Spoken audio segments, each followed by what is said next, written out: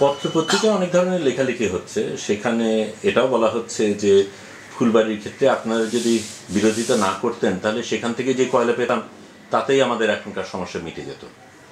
তাহলে আপনাদের ভূমিকাটা কি? এটা একটা ভুল কথা এবং উদ্দেশ্যমূলকভাবে এই ধরনের কথা বলা হয়। কারণ যারা বলেন, অনেকে হয়তো না বুঝে বিশ্বাস করতে পারেন, কিন্তু যারা বলেন তারা জানেন যে কথাটা ঠিক না। কারণ এই ধরনের কয়লা উত্তোলন করতে গেলে শুরু করলেও যদি 2006 সালে কোনো প্রতিরোধ তৈরি নাও হতো এবং তারা যদি 2007 সালে শুরুও করতো, তাহলে এটা 2014-15 আগে কয়লাটা উত্তোলন হতো। এবং যে ধরনের ফুলবাড়ি কয়লা প্রকল্প যেভাবে সাজানো হয়েছিল, চুক্তিটা যেভাবে হতে যাচ্ছিল, তাতে 2015 সালে যখন কয়লা উত্তোলন হতো তখনও এই কয়লা বাংলাদেশের বিদ্যুৎ উৎপাদনের কাজে খুব সীমিতভাবে, মানে খুব কমই ব্যবহার হতো। কারণ শতকরা 75 থেকে 80% তারা রপ্তানির জন্য পরিকল্পনা করেছিল। তৃতীয়ত, যে ফুলবাড়ি কয়লা প্রকল্প, সেখানে মালিকানার ধরনটা এমন ছিল যে শতকরা 94% এই মালিকানা বা কর্তৃত্ব থাকবে এশিয়া এনার্জি বা ওই কোম্পানির হাতে। বাংলাদেশ পাবে মাত্র 6% রয়্যালটি, এবং সেই রয়্যালটির টাকা দিয়ে আবার অনেক ইনফ্রাস্ট্রাকচার করে দিতে হবে, তার মধ্যে রেল লাইনও করে দিতে হবে তাদের রপ্তানির জন্য। মানে ফুলবাড়ি থেকে মংলা, এই যে সোজা একটা সরল লেখায় একটা রেল লাইন নামবে, সেই রেল লাইনের খরচটা 6% রয়্যালটি থেকে যাবে। এবং এই যে কয়লাটা উঠানো হলো বাংলাদেশের কয়লা, সেটার উপর বাংলাদেশ কোনো কর্তৃত্ব পেল না, সেই কয়লা রপ্তানি থেকে বাংলাদেশ পয়সা পেল না।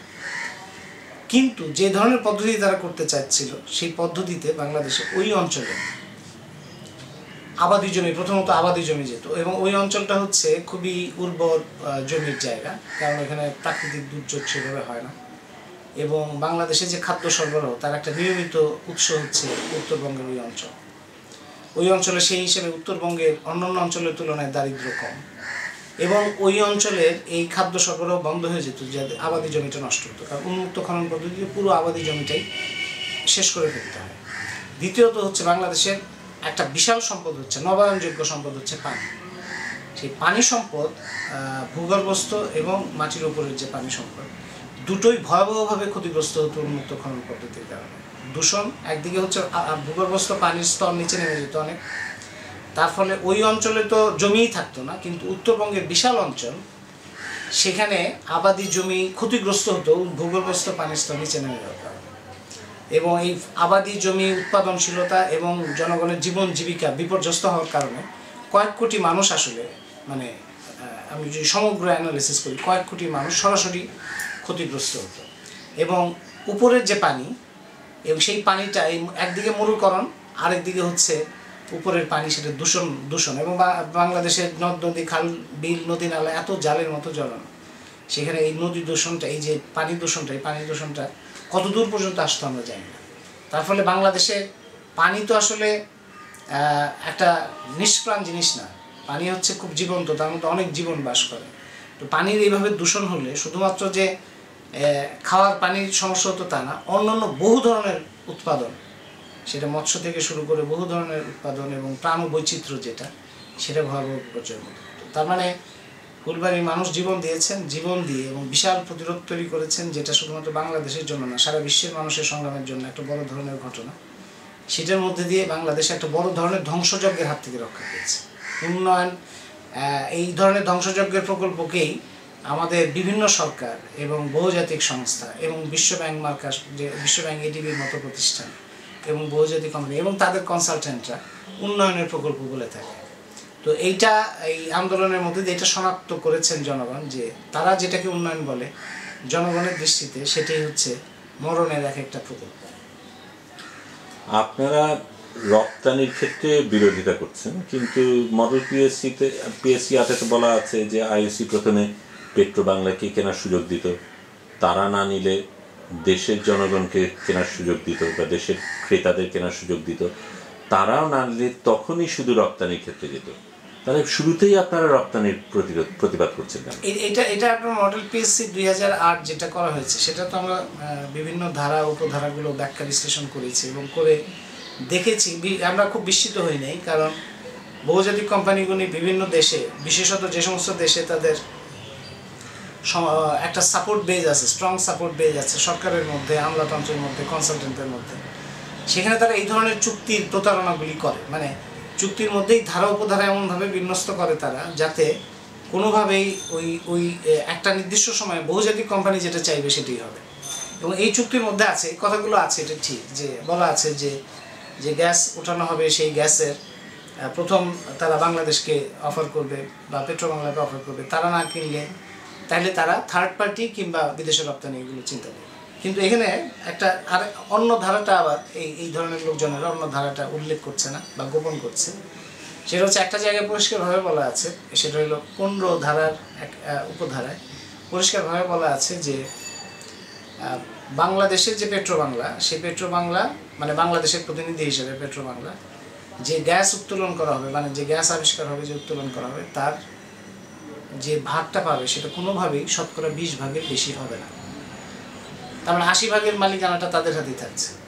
দ্বিতীয়ত হচ্ছে তারা বাংলাদেশকে কিনতে বলবে, ওই যে বাকি 80 ভাগ সেটাও কিনতে বলবে। কিন্তু বাংলাদেশ যদি না কিনতে চায়, এখন বাংলাদেশ যদি কিনতে চায় তো গ্যাসটা বঙ্গোপসাগরের ভেতর থেকে গভীর সমুদ্র থেকে কীভাবে আসবে বাংলাদেশে, সেটার কোনো ব্যবস্থা ওই পিএসসি মডেল 2089 সবাই বলছে, যারা এই বিদেশি কোম্পানির কথা বলছে না, তারা দক্ষ প্রতিষ্ঠান, তাদের হাতে দিতে হবে। কিন্তু এই যে পরিবহনের ব্যবস্থা, এই যে অবকাঠামো তৈরি করা, সেটার দায় দায়িত্ব তাদের উপরে রাখা নেই। 16 নম্বর ধারায় বলা আছে যে তারা পাইপলাইন নির্মাণ করার অধিকার তাদের থাকবে। তার মানে হচ্ছে, এবং সেখানে আবার পেট্রোলিয়াম শব্দটা ব্যবহার করা হয়েছে, ন্যাচারাল গ্যাস শুধু না, পেট্রোলিয়াম। তার মানে তারা ধরে নিচ্ছে যে একসময় তার তেল পাওয়ার এখানে একটা সম্ভাবনা আছে এবং অন্যান্য আরও ধরনের জিনিসপত্র পাওয়ার সম্ভাবনা আছে। সেইটা যদি তাদের একটা পাইপলাইনের ব্যবস্থা থাকে, যদি এলএনজি সমুদ্রে এলএনজি করাটা তাদের জন্য ব্যয়বহুল হয়, যদি ল্যান্ডে তাদের এলএনজি করাটা সুবিধাজনক হয়, তাহলে এটাও হতে পারে যে তারা হয়তো তাদের মতো করে তারপরে তারা এলএনজিদের এক্সপোর্ট করবে। কিন্তু পেট্রোবাংলা মানে এটা নাই যে বাংলাদেশ যে গ্যাসটা কিনবে সেটা তারা বাংলাদেশকে পৌঁছে দেওয়ার দায়িত্বটা তাদের থাকবে, এটা নাই। তার ফলে বলা আছে যে পেট্রোবাংলা ইনফ্রাস্ট্রাকচারটা তৈরি করবে পেট্রোবাংলা ইনফ্রাস্ট্রাকচার তৈরি করতে পারবে না। মানে কেন পারবে না, সেটার মধ্যে দুটো কারণ আছে। একটা হচ্ছে যে এটার একটা আর্থিক ব্যয়ভার অনেক বেশি। দ্বিতীয়ত হচ্ছে যে আমরা দেখি যে পেট্রোবাংলা বা জ্বালানি মন্ত্রণালয় গত 10 বছরের অভিজ্ঞতা, এটা মাগুরছড়া ব্লো আউটের ক্ষেত্রে দেখেছি, ট্যাংরাটিলা ব্লো আউটের ক্ষেত্রে দেখেছি, শ্যাভরন যখন লাওয়াছড়া বিপর্যস্ত করছে তখন দেখছি, যখন এশিয়া এনার্জি ফুলবাড়িতে এই ধ্বংসযজ্ঞ করতে যাচ্ছিল তখন দেখেছি, সবসময় দেখছি আমরা। কিংবা এখন ক্যান এনার্জি যখন কস্ট রিকভারি $10 মিলিয়ন 10 গুণ 20 গুণ 30 গুণ বাড়িয়ে দেখাচ্ছে, শ্যাভরন যখন থার্ড পার্টির কাছে গ্যাস বিক্রির কথা বলছে, সমস্ত ক্ষেত্রে দেখা যাচ্ছে যে কোম্পানিগুলি যা চায় সেই চাওয়ার ফাইলটা পেট্রোবাংলা বা জ্বালানি মন্ত্রণালয় খুব দ্রুত বেগে মুভ করে। কিন্তু বাংলাদেশের বাপেক্স তার গ্যাস প্রতি 1000 ঘনফুট 7 টাকায় করে কেনা হচ্ছে, যখন বিদেশি কোম্পানির কাছে 210 টাকায় কেনা হচ্ছে। সেটা অনেক দিন কথাবার্তার পরে, আন্দোলনের পরে 7 টাকা থেকে 25 টাকা হইল, সেটার ফাইলটা চট করে মুভ করে না। বাপেক্সের একটা রিগ কেনার কথা, সেটার ফাইলটা মুভ করে না। তো কাজেই তারা বহুজাতিক কোম্পানি যেটা চায় সেটা করার জন্য উপযোগী ব্যক্তিবর্গ পেট্রোবাংলা এবং জ্বালানি মন্ত্রণালয় কীভাবে যেন সেট হয়। এবং এটা বাংলাদেশের অভিজ্ঞতা না, এটা তৃতীয় বিশ্বের অভিজ্ঞতা। সুতরাং যখন ওই পেট্রোবাংলা যখন বলা হয় যে পেট্রোবাংলা এটা করবে, কোনো অসুবিধা নেই, বাংলাদেশ পেট্রোবাংলা ইনফ্রাস্ট্রাকচার করবে, তখন পেট্রোবাংলার ফান্ড থাকবে না এবং পেট্রোবাংলার যোগ্যতাও থাকবে না। তার মানে চুক্তির মধ্যেই আন্তর্জাতিক বহুজাতিক কোম্পানিগুলোর উপরে এই বাধ্যবাধকতা না থাকার কারণে এটা নিশ্চিত হয়ে যাবে যে 80 ভাগ গ্যাস শেষ পর্যন্ত এক্সপোর্টই হবে, এবং ওই 20 ভাগ গ্যাস তখন পেট্রোবাংলার পক্ষে আনাটা আরও অসম্ভব হবে।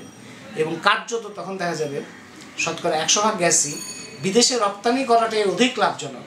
এই কথাগুলি আমরা এখনকার যারা বলছে যে রপ্তানি আমরা করবো না, তারাই তখন বলতে থাকবে, হিসাব দিতে থাকবে, এবং কনসালটেন্ট কিছু তৈরি হবে তখন, তারা বলতে থাকবে যে অধিক লাভজনক কেন। তখন আমরা সেমিনার দেখবো, ওয়ার্কশপ দেখবো, বিভিন্ন মিডিয়ার মধ্যে কথাবার্তা শুনবো, যে তারা বলতে থাকবে, হিসাব দেখাতে থাকবে অধিক লাভজনক। এবং একবার এক্সপোর্ট হয়ে গেলে, একবার এই চুক্তিটা হয়ে গেলে ওই বাধ্যবাধকতাও তখন বাংলাদেশে চলে আসবে, এবং বাংলাদেশে এই সম্পদটা যেটা আমাদের ভবিষ্যতের জন্য সাংঘাতিক জরুরি সেটা আমাদের হাতে থাকবে।